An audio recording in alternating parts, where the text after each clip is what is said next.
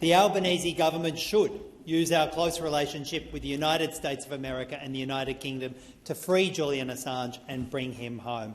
And as we begin this debate in the chamber, I want to acknowledge the presence of Gabrielle Shipton, Julian's brother, in the chamber. Thank you for coming, Gabrielle, and all your courageous work. In 2010, Chelsea Manning, an intelligence analyst in the US military, bravely broke US law to blow the whistle to WikiLeaks about US war crimes. Chelsea was bound by US military and criminal law. She lived in the United States and was a United States citizen. In 2013, Chelsea was convicted of 17 serious criminal charges and sentenced to 35 years maximum security imprisonment. 4 years later, Manning's government acknowledged the wrong in imprisoning her, and her sentence was commuted by US President Obama, and she was released from prison in 2017. In 2010, Julian Assange, an Australian journalist living outside the United States with no legal or contractual obligations to the US, published Manning's material on WikiLeaks. This included thousands of documents that exposed the brutal reality of US-led wars. One of those was the deeply distressing video of cold-blooded murder by a US Apache helicopter of Iraqi citizens that included 2 Reuters journalists. Since then, the US has been openly targeting Julian Assange in order to prosecute him under the US Espionage Act. As part of this, in late 2010, the US National Security Agency added Assange to its manhunting timeline, an annual account of efforts to capture or kill alleged terrorists.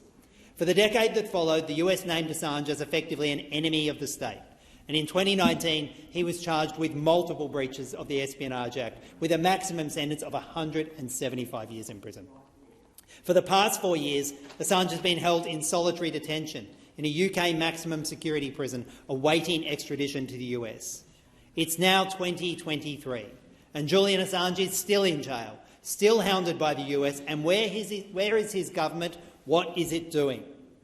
Julian Assange is not a soldier. He's a journalist with no connection to the US, no valid legal or contractual obligations of secrecy to the US government, and is still in jail, still being persecuted by the US, abandoned by Australia and facing a lifetime in a US prison. What was Julian's crime? Telling the truth. Telling this history tells the truth and the reality about the US-Australia relationship. The real reason Julian Assange is still in jail is because whether it's Prime Minister Albanese or Prime Minister Morrison, Australian leaders are willing to trade a citizen's liberty, their right to speak truth to power, for a close and unquestioning bear hug from a US president. They say truth is the first victim of war, and in the case of Julian Assange, that's a truth the whole world is seeing. I'm standing in this chamber today with my colleagues, echoing the concerns of millions of Australians who can see what is happening to Julian Assange as an outrageous attack on journalism and on the truth. The Albanese government, it's true, have raised the imprisonment and extradition of Julian Assange when speaking privately with their US counterparts. They've had quiet chats, maybe a carefully worded communique, but they've never even put a single element of the Australia-US relationship on the line for Julian's freedom. Days ago in Brisbane, US Secretary of State Antony Blinken launched an extraordinary attack on Julian Assange. He backed in allegations that Julian had not only engaged in serious criminal conduct, but he'd risked harm to US national security. All the while, Australia's Foreign Minister, Senator Wong, stood by mutely, not defending Julian and accepting Blinken's lies. It was almost as though she believed them.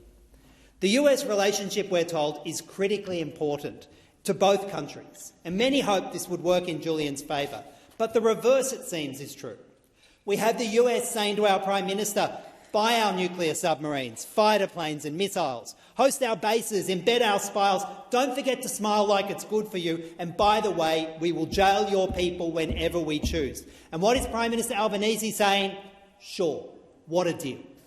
When I talk with the many good, committed people who are working to bring Julian home, they tell me how they hope that Labor will do what is needed to make this happen, because failing to do so sends a clear message to our biggest allies that Australia is a walkover. So we say to Prime Minister Albanese today, if not now, then when? When will you tell the US that the next purchase of US military equipment is on the line, or AUKUS is at play, if they don't respect our citizens' right to truth, and if they don't end the prosecution so that we can free Julian Assange and bring him home?